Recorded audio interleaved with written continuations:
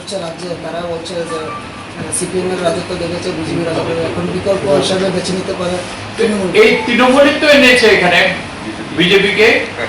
সুদীপ বর্মনরা কোথায়? কংগ্রেস থেকে তৃণমূল, তৃণমূল থেকে বিজেপি, টোটাল দিকে নিয়ে। তো এটা তো দেখেছেন।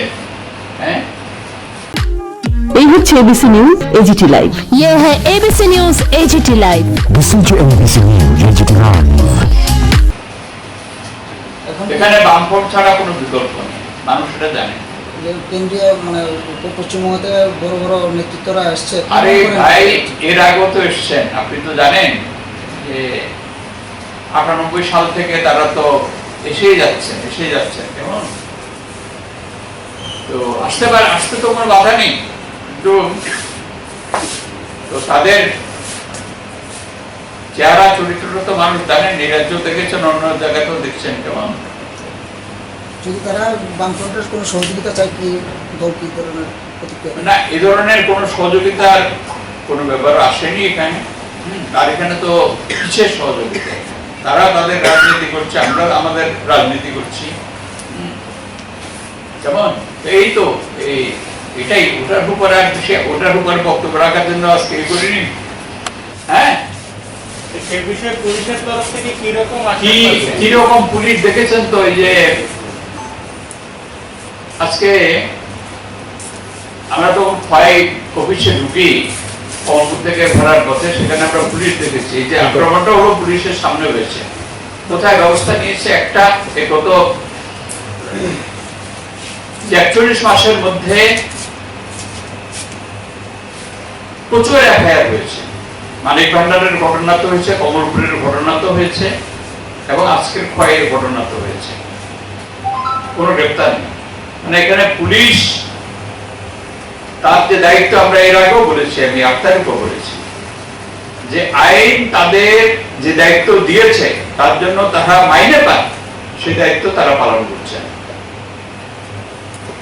আজকের ঘটনায় দুজন পুলিশ অফিসার আক্রান্ত হয়েছে, আর অন্যদিকে তো পুলিশ তো স্বতঃপ্রণোদিতভাবে মামলা দিচ্ছে। এই বিষয়ে নিয়ে কি বলবেন? তো কোন ক্ষেত্রে নিচ্ছে? মানে এই যে আমাদের উপর আক্রমণ হয়েছে নিয়েছে, যে যেমন শান্তিবাজারে 10 মে বিরোধী দল নেতার উপর আক্রমণ হলো, কোনো স্বতঃপ্রণোদিত মামলা নিয়েছে? পুলিশ অ্যাকাউন্টেবিলিটি কমিশনে আমাদেরকে যেতে হয়েছে। একদিকে যেরকম ভাবে আপনারা মামলা দিচ্ছেন, কোন গ্রহণ করছেন, অন্যদিকে পুলিশ তো সেরকম ভাবে স্বতঃপ্রণোদিতভাবে মামলা সেটাই তো আমরা বলছি। তো এইভাবে পুলিশের এরকম অনুভবটা কেন? সেই বিষয় নিয়ে আপনারা সেটাই তো আমরা বলছি, যে পুলিশ যে অবস্থাতে চলে গেছে,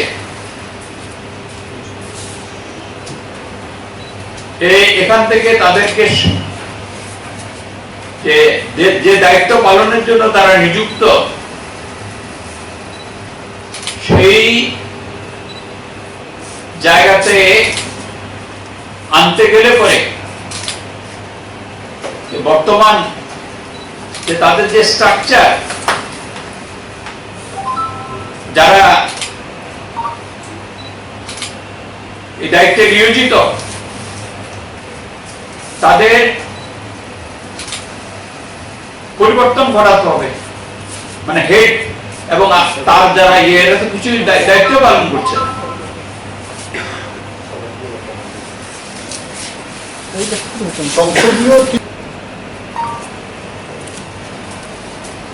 এটা আমরা দেখলাম, শুনলাম, তখনও পর্যন্ত একতলার মধ্যে যে ফায়ার সার্ভিসের যে জল ঢেলেছে, সেই জল আর সমস্তটা হচ্ছে যে ছাই হয়ে আছে। আসবাবপত্র, কাগজপত্র, সমস্ত কিছু, ফ্যানগুলো, সমস্ত সিলিং ফ্যান সমস্ত পুড়ে সেগুলো পর্যন্ত সব ভেঙে গেছে। এই হচ্ছে এদের বিশিষ্ট বর্বরতার চিহ্ন। এরপরে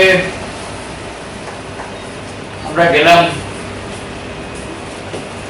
দূরেই সামলাই, সেখানে আমাদের কমলপুর মহকুমা কমিটির বর্তমান যে কমিটি, তার যে একদম প্রবীণতম সদস্য বিরোধা দেব, তার বাড়িতে প্রচন্ড ভাবে মেরেছে। তো আপনারা জানেন যে রঞ্জিত ঘোষ এখনো ত্রিপুরা মেডিকেল কলেজ হাসপাতালে চিকিৎসাধীন।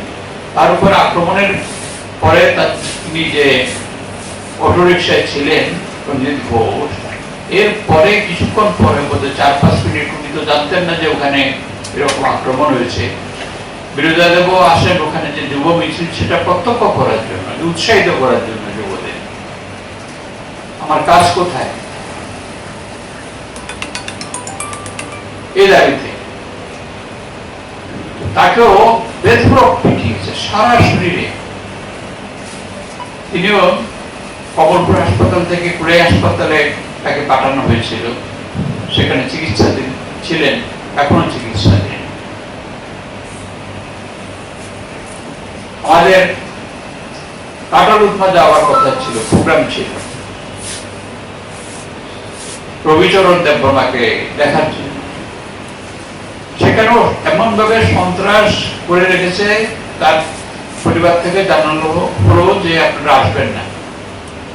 এই হচ্ছে অবস্থা।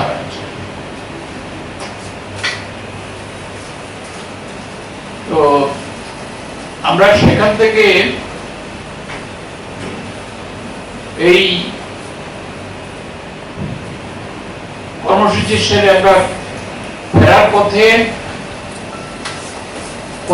আমাদের অফিসে আমরা এসেছিলাম। এটা সেখানে আজকে বিরাট মিছিল হয়েছে, আপনারা হয়তো জানেন। আমরা যখন যাই তখন জমায়েত হচ্ছিল, তারপরে মিছিল হয়েছে। তো সে অফিসটার মধ্যে আমরা কিছুক্ষণ ছিলাম। সেখান থেকে আমরা যখন আগরতলার পথে রওনা হই, তার মিনিট 10-এর মধ্যে জেলা মহকুমা অফিস, সেটার মধ্যে বিজেপি দুর্বৃত্ত বাহিনী আক্রমণ করেছে।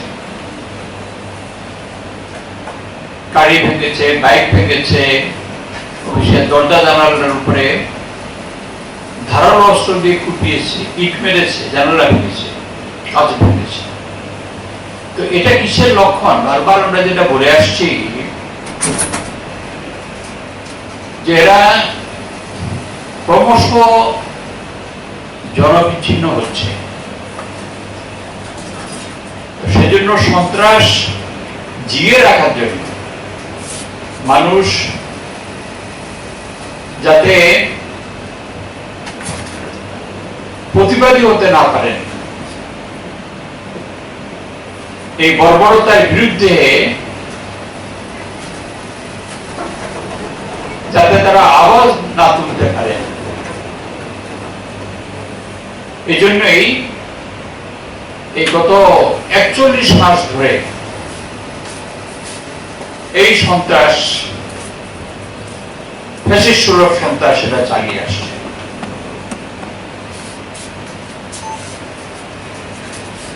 এই রাজ্যের মানুষ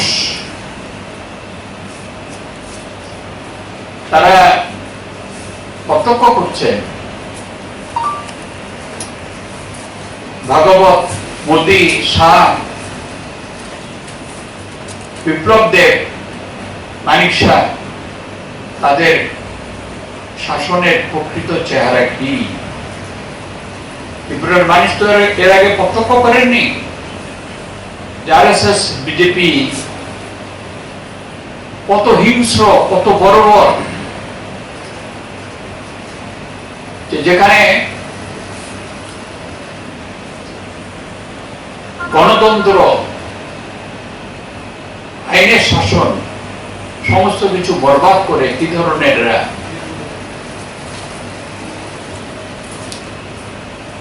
শোষণ চালানোর জন্য।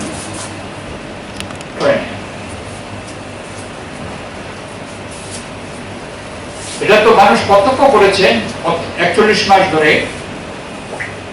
299টা ভিশন ডকুমেন্টের প্রতিশ্রুতি কি হলো? এভাবে কতদিন চলবে? দেখছেন তো, যুবরা নেমেছেন, অন্যান্য অংশের মানুষ নেমেছেন। আজকে গত 41 মাসের মধ্যে সবচেয়ে বড় মিছিল হয়েছে সেখানে। এইভাবে মানুষকে দূরিয়ে রাখতে হবে আর কমিউনিটিদের শত আক্রমণ করেও নিশ্চিহ্ন করতে পারে।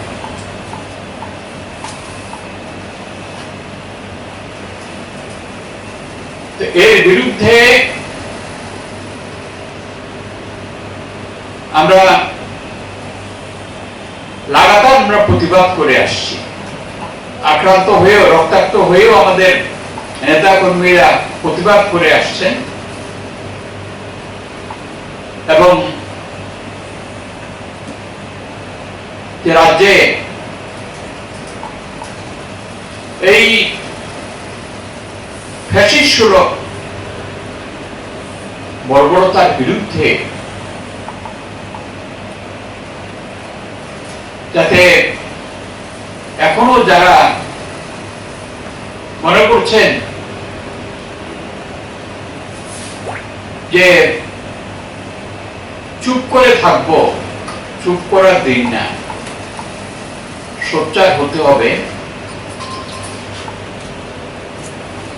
এর বিরুদ্ধে রুখে দাঁড়াতে হবে। এবং আমরা 2018 তেসরা মার্চ যে ফলাফল হয়েছে সেটা আমাদের কাছে অপ্রত্যাশিত ছিল, কিন্তু আমরা তো মেনে নিয়েছি।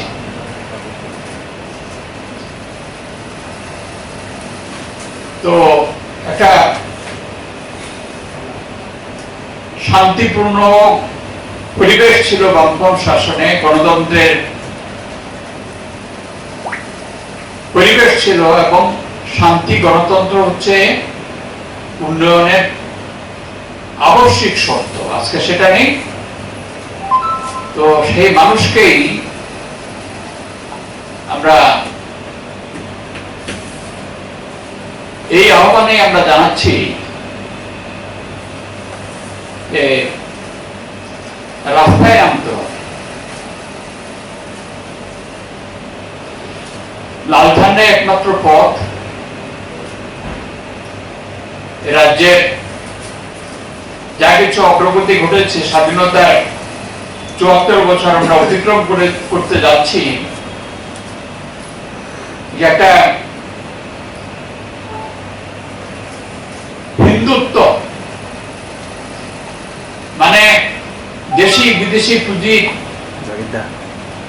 অবাধ শোষণ, সেটা কায়েম করার যে চেষ্টা 2014 সাল থেকে চলছে, এর আগেও চলেছে 32 সাল সময় থেকে, এবং এর বিরুদ্ধে আজকে সারা দেশের মধ্যে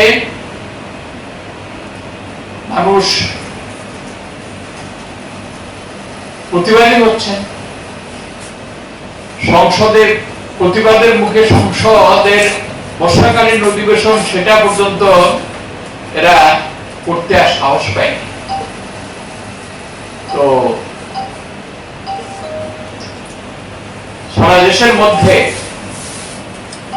এই বর্বরতার রাজত্বের বিরুদ্ধে মানুষ যেভাবে ঐক্যবদ্ধ হতে শুরু করেছেন, ত্রিপুরার মানুষও তার অংশীদার হবেন আরো সক্রিয়ভাবে, এটাই আমরা আশা করি। এবং মানুষকে চিরদিন অবদমিত করে রাখা যাবে না। অতীত আমরা দেখেছি ত্রিপুরার মানুষ শান্তি এবং গণতন্ত্রের জন্য তারা আক্রান্ত হয়েও তারা রুখে দাঁড়িয়েছেন এবং শান্তি, সম্প্রীতি, গণতন্ত্র, আইনের শাসন ফিরিয়ে দিচ্ছেন। আজকেও সেই লড়াইকে আরো তেজি করবেন, এ ব্যাপারে আমাদের কোনো সন্দেহ নেই। এটাই আজকে, যেহেতু ওখানে আমরা সংবাদ মাধ্যমকে সঙ্গে একটু কিছু বলার সুযোগ পেলাম না, সেটাই আপনাদের কাছে বলার জন্যই আপনাদের আজকে কমলপুর মহকুমা মানিক ভান্ডারে গেছিলেন পার্টির নেতৃত্ব, তাতে আমাদের পরিষদীয় দলের সদস্যরাও ছিলেন, পরিপূর্ণ সদস্য এবং আমাদের বিধানসভার বিরোধী দল নেতা মানিক সরকার, আমাদের রাজ্য সম্পাদক মন্ডলীর সদস্য তপন চক্রবর্তী, নরেশ জমাতিয়া, রতন ভৌমিক,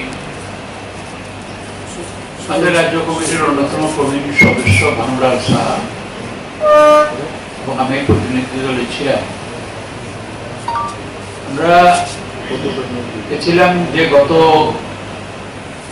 6 এবং 7 আগস্ট কমলপুর মহকুমায় রাজ্যের শাসক দল হিংস্র ফ্যাসিস্টসুলভ আক্রমণ সংগঠিত করেছে আমাদের নেতৃত্বের উপরে, আমাদের মহকুমা অফিসের উপরে আগুন দিয়ে জ্বালিয়ে দিয়েছে, সেটা দেখার জন্য এবং আহতদের কারো কারোর সঙ্গে যারা সেখানে রয়েছেন তাদের সঙ্গে দেখা সাক্ষাৎ করার।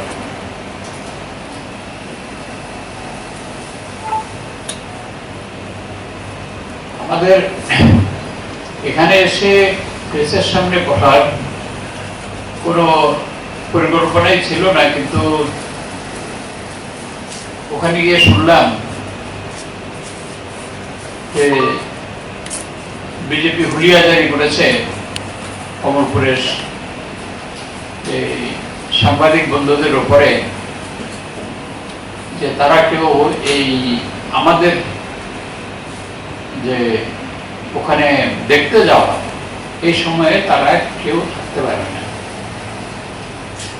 তো সে কারণে এখানে আপনাদের সঙ্গে অল্প কিছুক্ষণের জন্য মিলিত হলাম।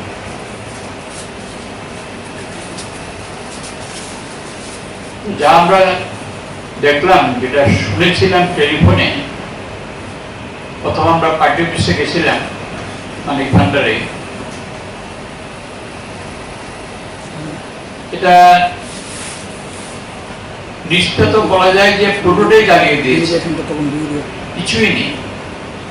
অফিসটা তো দীর্ঘদিন বন্ধ, এদের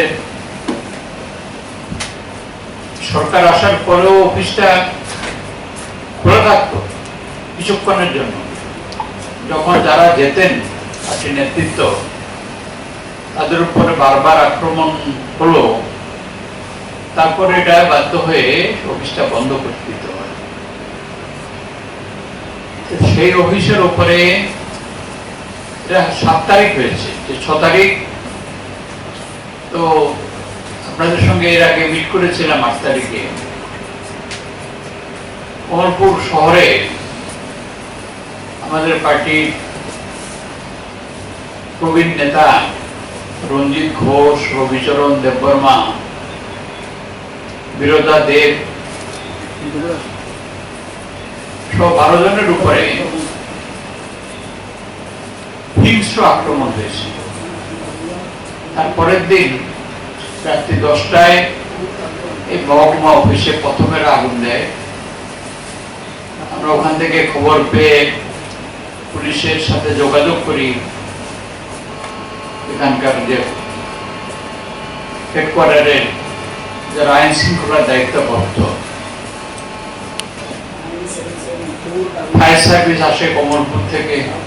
তখন তো ভেতরে টায়ারে আগুন দিয়ে তারপরে পেট্রোল ঢেলেছে, কিছুই অবশিষ্ট নেই। এরপরে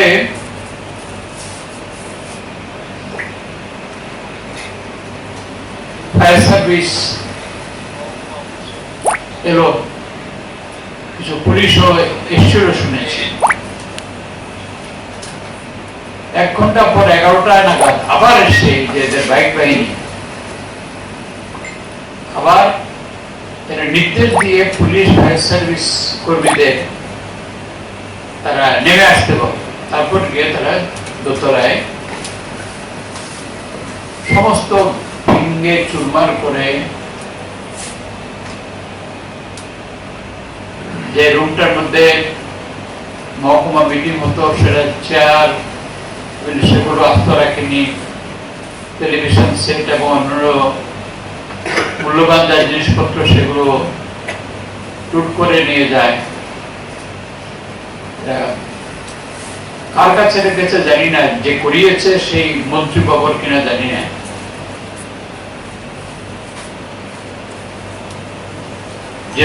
যে রুমটার মধ্যে আমাদের সম্পাদক মন্ডলীর সদস্যরা বসতেন, সম্পাদক সহ, সে অফিসটার চেয়ার পর্যন্ত লুট করেছে অনেকগুলি। এবং পাশের একটা রুম যেখানে আমাদের কেশিয়ার বসতেন, সেটাও সমস্ত কিছু ভেঙে চড়ে সেখানে আগুন দিয়েছে। আরো আগুন দেওয়ার চেষ্টা করেছিল, কিন্তু সেটা বোধহয় সেটা বেশি একটা বিস্তৃত হয়। তো এই বর্বরতা তো আমরা 2018 তেসরা মার্চ থেকে প্রত্যক্ষ করছি। 4টা, 4:30 থেকে আরম্ভ হয়।